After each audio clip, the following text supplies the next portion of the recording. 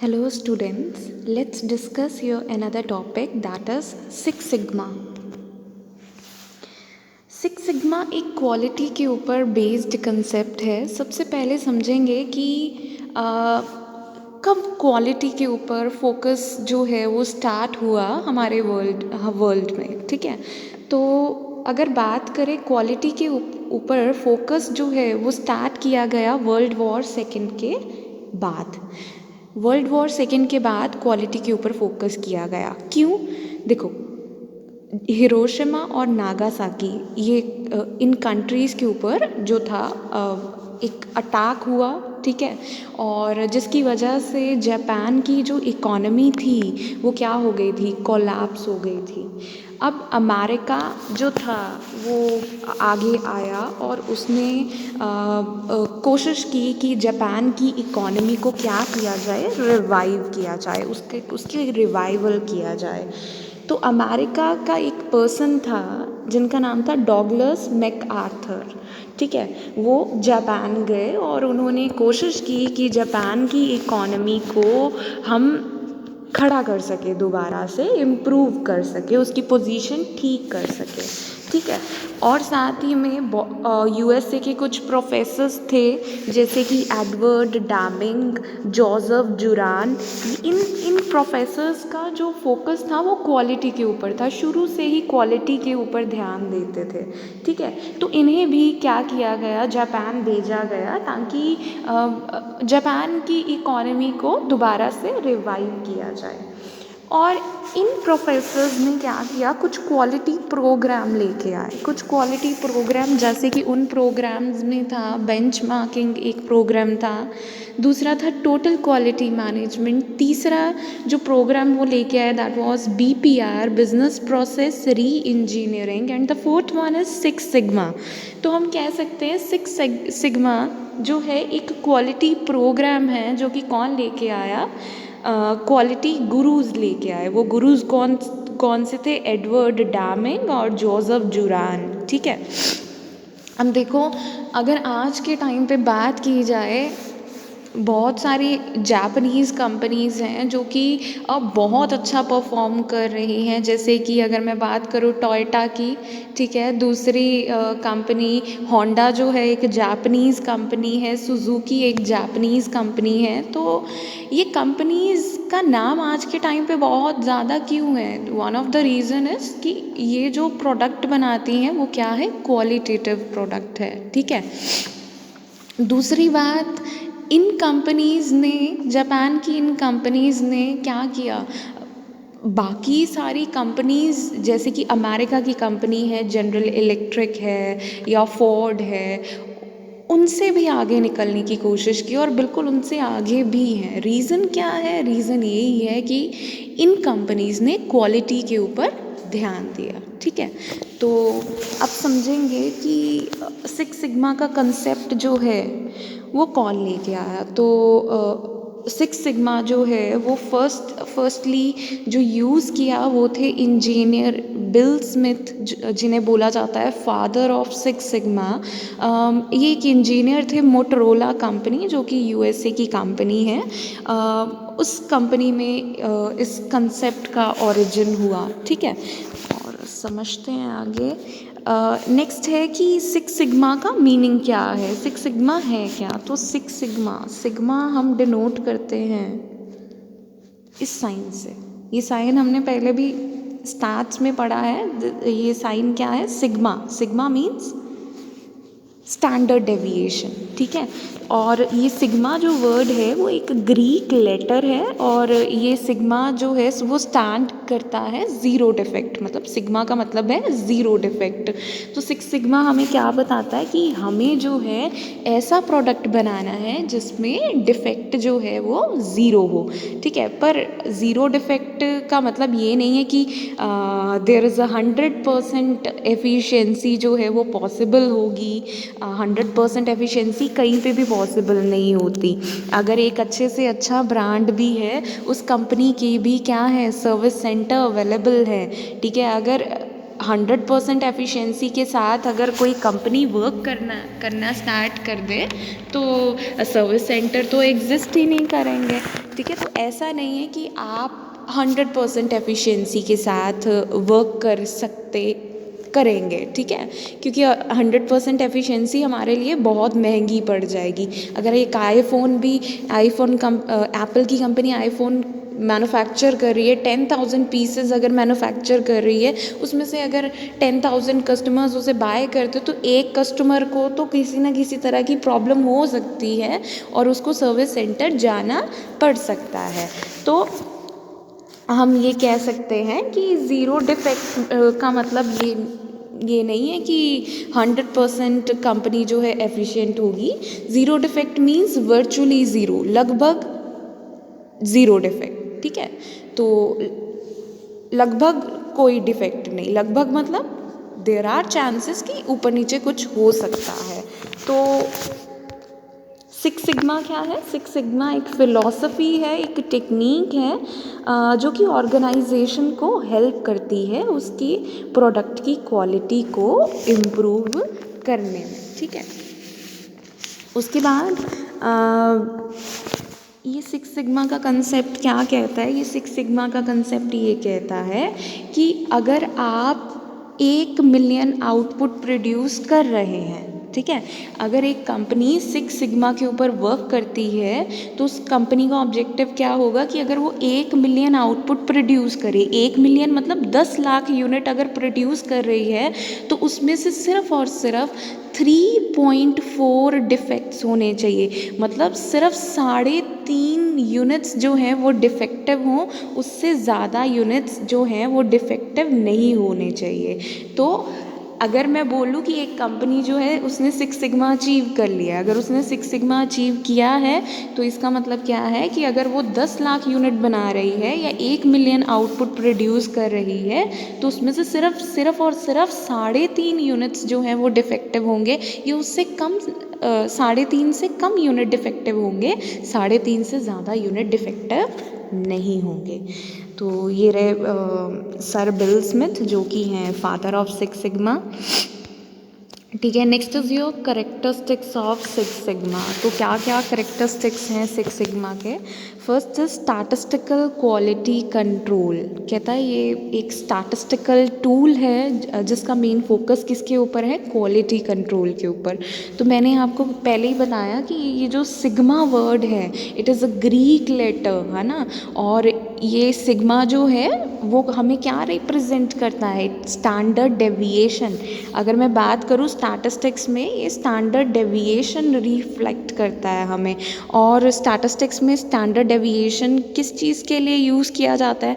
Variance major करने के लिए यूज़ किया जाता है कि एक्चुअल परफॉर्मेंस और प्लान्ड परफॉर्मेंस में कितना डिफरेंस है, ठीक है। तो सिक्स सिग्मा भी तो हमें यही बताता है कि एक्चुअल में हमारे डिफेक्ट कितने आ रहे हैं और हमारा प्लान्ड परफॉर्मेंस क्या होनी चाहिए? 3.4 डिफेक्ट्स पर मिलियन आउटपुट होना चाहिए, ये हमारा प्लान्ड परफॉर्मेंस है। वेल एक्चुअल हमें यह चेक करना होता है कि 1 मिलियन में हमारे एक्चुअल कितने डिफेक्टिव प्रोडक्ट्स जो है वो निकल के आ रहे हैं। तो यहाँ पे हम वेरिएंस चेक करते हैं कि दोनों में डिफरेंस क्या है।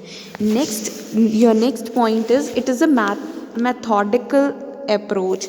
तो कहता है एक ये मैथोडिकल अप्रोच है, मतलब एक प्रॉपर मेथड यूज़ किया जाता है सिक्स सिग्मा को अप्लाई करने के लिए, और वो मेथड क्या है? DMAIC, ठीक है। This method is DMAIC। DMAIC एक मेथड है जो कि एग्जिस्टिंग प्रोडक्ट है उनके ऊपर लगाया जाता है सिक्स सिग्मा के प्रोसेस के अंडर। दूसरा है DMADV। तो ये मेथड जो है वो न्यू प्रोडक्ट्स के ऊपर जो है वो लगाया जाता है अंडर सिक्स सिग्मा। तो ये मेथड क्या है? D stands for define, M stands for measure, A stands for analyze, and I stands for improve, and C stands for control, ठीक है। तो ये प्रॉपर मेथड लगाया जाता है अंडर सिक्स सिग्मा, ठीक है, ताकि क्वालिटी को क्या किया जा सके? इम्प्रूव किया जा सके। नेक्स्ट पे चलेंगे। Next is your customer focus.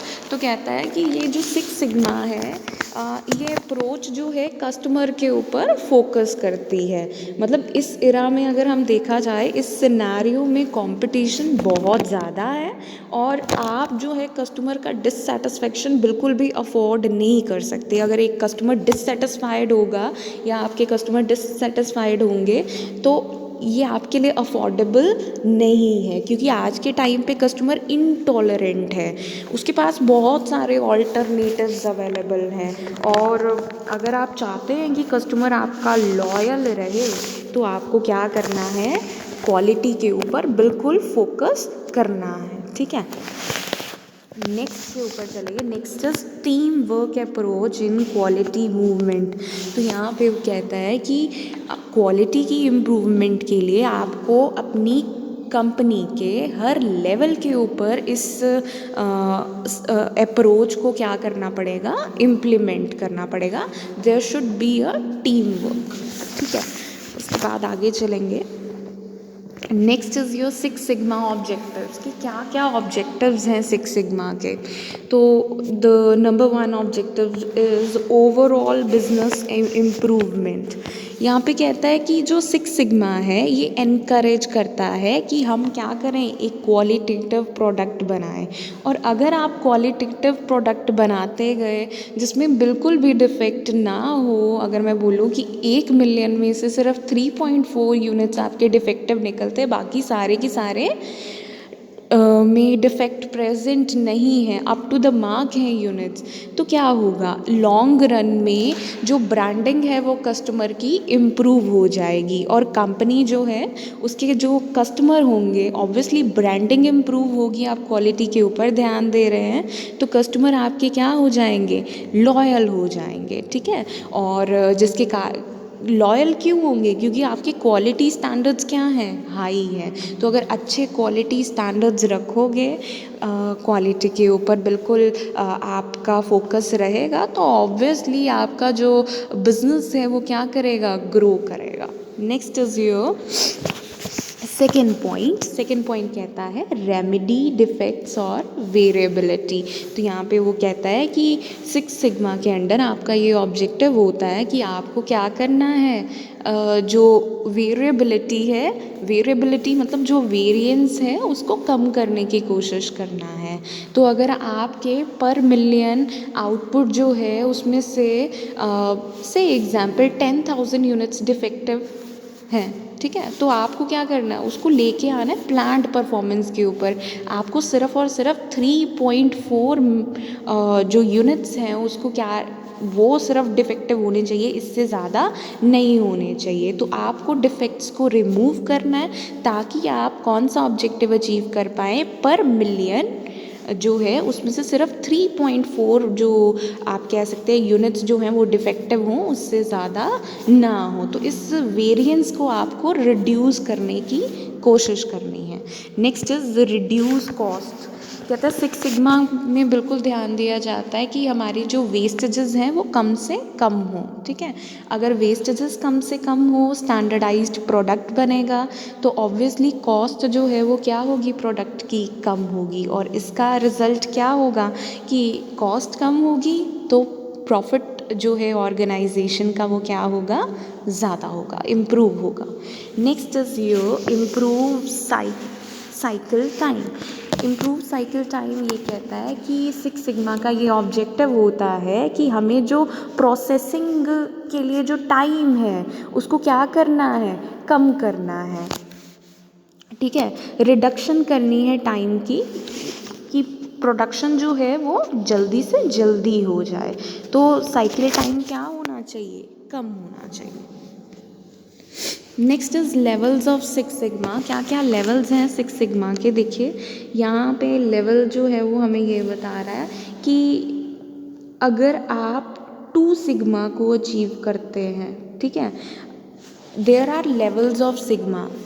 आगे चलते हैं, देखिए ये है 0 लेवल, ठीक है। अगर this is level 1 sigma, 2 sigma, 3 sigma, 4 sigma, 5 sigma, 6 sigma, उसके बाद 7 सिग्मा पे भी जाता है, 8 सिग्मा पे भी जाता है। तो जैसे जैसे ज़ीरो से आप आगे बढ़ते जाएंगे वैसे वैसे आपकी यील्ड जो है वो बढ़ती जाएगी, वैसे वैसे नंबर ऑफ डिफेक्ट्स क्या होते जाएंगे, कम होते जाएंगे। अगर आपसे एग्जांपल ये 1 सिग्मा के ऊपर वर्क करते हैं तो आप ये देखिए 1 सिग्मा के ऊपर अगर आप वर्क करेंगे तो आपके डिफेक्ट्स कितने अलाउड है।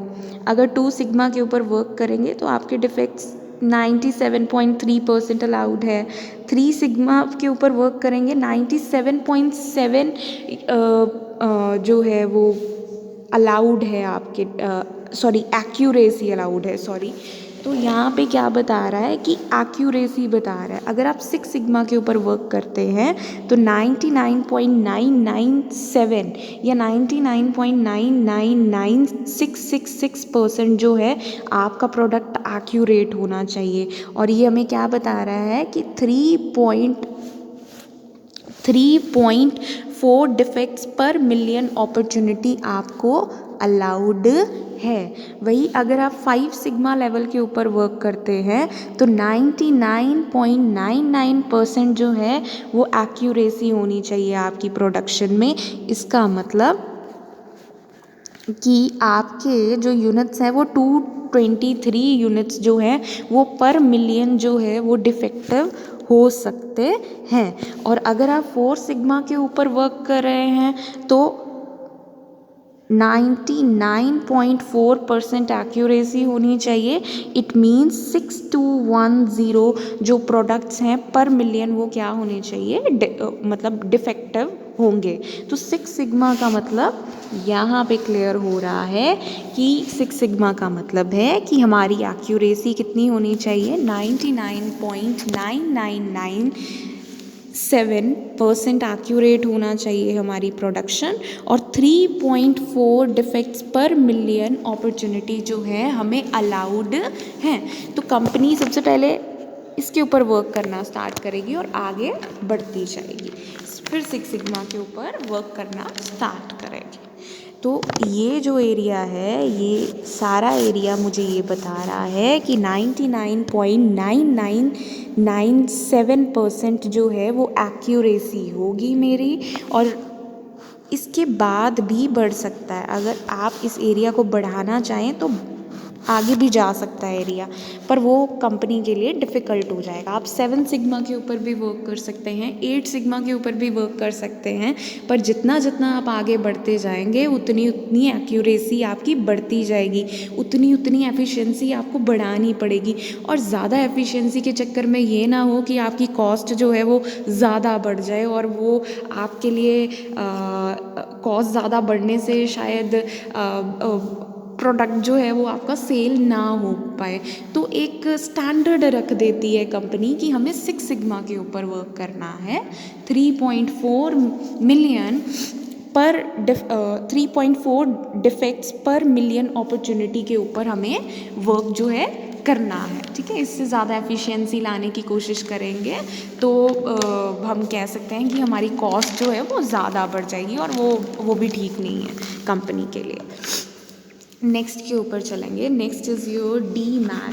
ठीक है, दीज आर योर हम कह सकते हैं क्वालिटी प्रोग्राम। ठीक है, जो कि 6 सिग्मा के ऊपर वर्क करता है। तो सबसे पहले 6 सिग्मा में हमें पढ़ना है डिफ़ाइन। डिफ़ाइन का मतलब क्या है, यहाँ पे आपको क्वालिटी जो गोल है उसे डिफ़ाइन करना है कि आप किस क्वालिटी स्टैंडर्ड को अचीव करना चाहते हैं। और वो क्वालिटी स्टैंडर्ड आपकी कंपनी के स्ट्रैटेजी के अकॉर्डिंगली होना चाहिए या फिर कस्टमर की रिक्वायरमेंट के अकॉर्डिंगली होना चाहिए वो क्वालिटी स्टैंडर्ड।